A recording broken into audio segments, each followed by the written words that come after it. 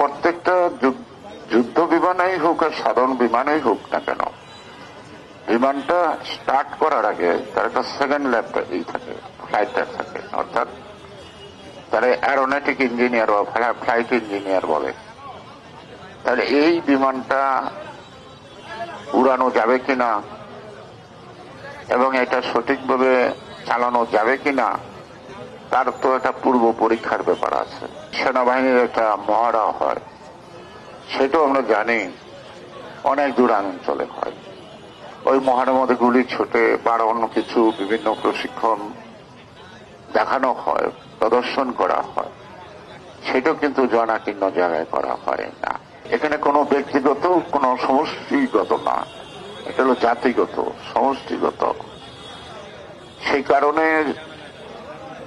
আজকে এই প্রশ্নগুলি করা যাবে না, জনগণ প্রশ্নগুলি করবে না তা তো না। এই প্রশ্নগুলোর উত্তর মিলবে, সেটা গোজা মিলেই হোক অথবা সঠিক উত্তরও মিলতে পারে। মিলবে না কারা?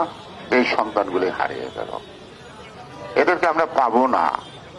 চারিদিকে যখন কান্নার রোল পড়ে, যখন স্বজন হারার ব্যথা, সেই ব্যথা উপলব্ধি করতে পারবে না, অনুভূতিতে আসবে না, এমন পাষণ্ড এই সমাজ ব্যবস্থায় নাই।